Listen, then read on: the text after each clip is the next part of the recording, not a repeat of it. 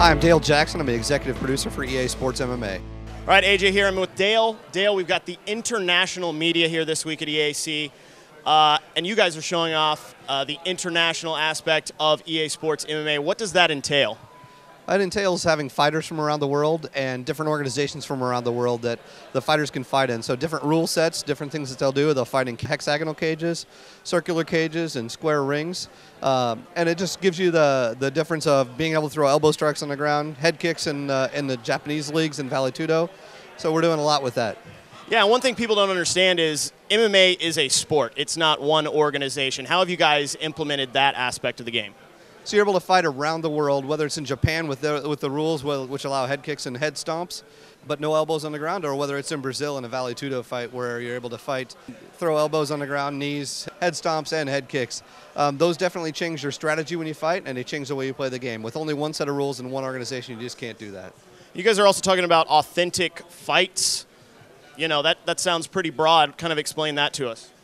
Authentic fights to us means that a fighter is going to fight like they would in real life. If I'm going to match up with someone, it's important to see like where their weaknesses are and where my strengths are, and try to take advantage of those. If I go in and I'm playing with, say, Nick Diaz, and I keep backing up and I'm fighting going backwards and not being aggressive in the ring, I'm not going to have nearly as success as I would as fighting like Nate Diaz does, walking someone down, throwing out the quick straight jabs, and maybe not doing big damage, but just adding it all up. So making it so the game recognizes that you're playing the way that playing into your strengths and trying to take advantage of the other guy's weaknesses. Yeah, and I've had a chance to pick up the game myself, and one thing people don't understand is like when you play this game, you can feel the distinct differences of each fighter, like just the Muay Thai, the Brazilian Jiu-Jitsu, you can feel all of it. How did you guys capture all of that in the game? We're still capturing it now. We spend a lot of time with the AI watching all the fights that these fighters have fought, learning what their strengths and weaknesses are, and then really taking into account like their speed, their hands, their power, everything we can to capture those aspects of the fighters.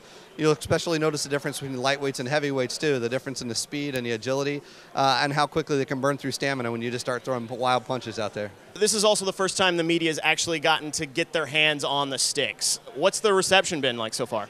So far, we have to actually ask people to move on. They won't stop playing the game, so I think the reaction's been really good. They're not talking a lot, but I see a lot of tongues out the side of their mouth doing funny control things, but they seem to really be enjoying it, and I'm really excited that we're able to show it to them today and get feedback from people. All right, Dale, the game looks great. Thanks a lot. EA Sports. It's in the game.